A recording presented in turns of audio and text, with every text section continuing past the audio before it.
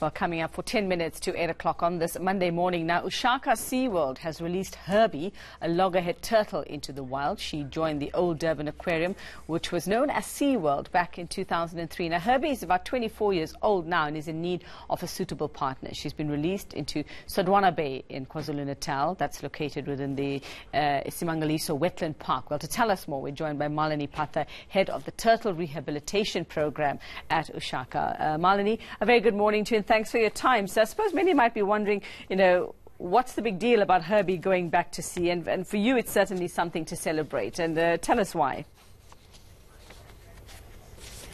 Turtles are incredible creatures. There are 5 species of marine turtles found in South African waters, and all 5 species are critically endangered.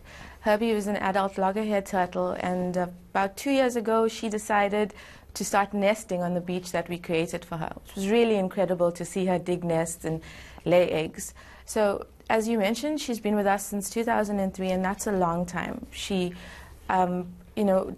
adapted into our turtle family really well, and she was the matriarch, really an incredible animal. But once she started to lay eggs, we decided that the best thing for her would be the opportunity to go into the wild, find a mate and lay eggs, especially since these are critically endangered animals.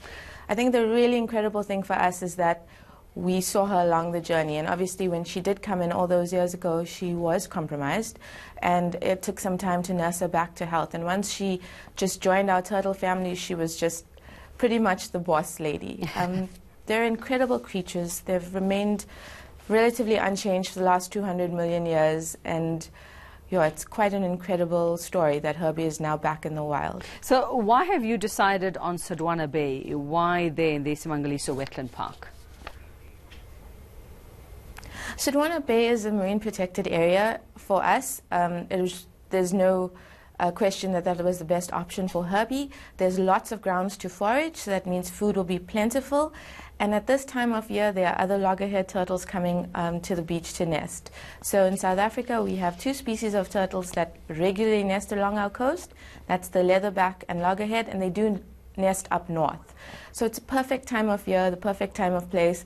Hopefully she will find a mate, and go on to have lots and lots of little turtles. Well, and it says here that this will not only be a first for South Africa, but very significant to the global turtle research community if she does manage to find a mate and return to the beach to lay those eggs. Yes, it will be incredible. So while there's lots of information available on turtles that have been, satellite tag information available on turtles that have been in captivity for short term, there's not too much available. It has been done, but not too much available on those animals that have been in captivity, those turtles that have been in captivity longer term.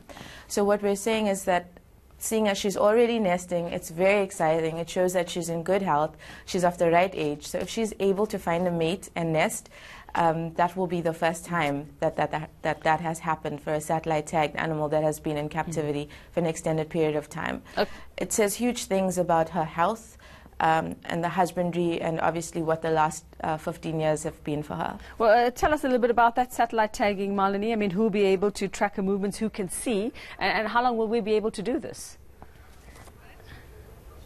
So we should be able to, the satellite tag tracking ability depends on the battery that is used and the battery life.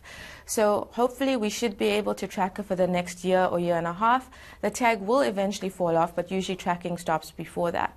So it uploads to satellite roughly twice a day, and we are able to check. So currently, since we released her last week, she spent a lot of time hanging out on the reef. She traveled about 8 kilometers south, initially towards Sodwana Bay, no doubt enjoying the rich food source available.